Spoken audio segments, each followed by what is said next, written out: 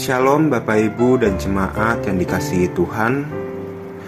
Senang bisa berjumpa kembali dengan Bapak Ibu dan jemaat yang terkasih di renungan hari ini. Kiranya firman ini bisa memberikan kekuatan dan kedamaian dalam hidup kita. Amin.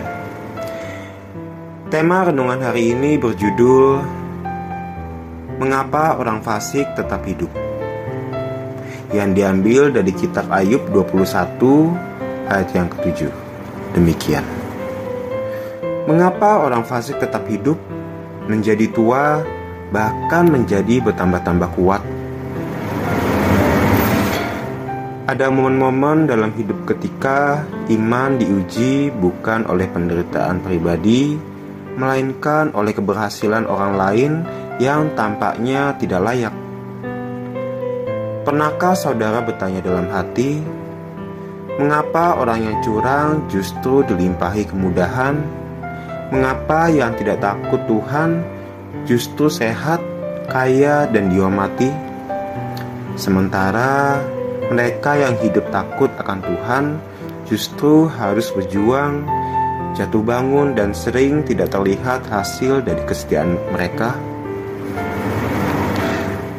Ayub yang telah kehilangan segalanya, anak-anak, harta, dan kesehatannya, mengangkat pertanyaan ini dengan jujur.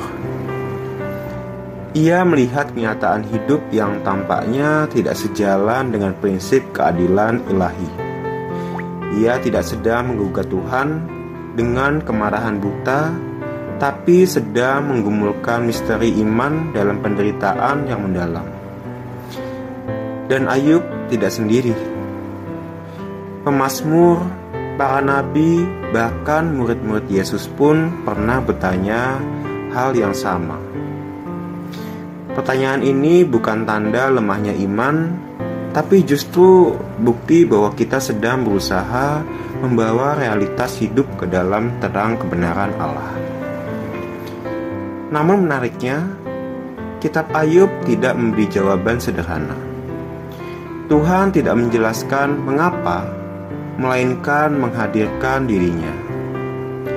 Ia menegaskan bahwa hikmat dan rencananya melampaui kapasitas manusia untuk memahami. Ayub diajak untuk berhenti menuntut jawaban dan mulai memandang kepada Allah yang Maha Kuasa dan Maha Bijaksana. Dari sana, Ayub akhirnya bisa menerima bahwa sekalipun ia tidak memahami jalan hidup, ia mengenal siapa yang memegang kendalinya.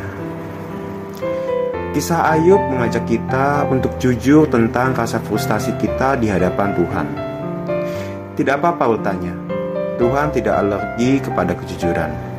Tapi jangan biarkan kekecewaan itu membuat hati saudara pahit. Ingatlah bahwa kesuksesan yang tampak belum tentu berarti diberkati, dan penderitaan belum tentu tanda ditinggalkan.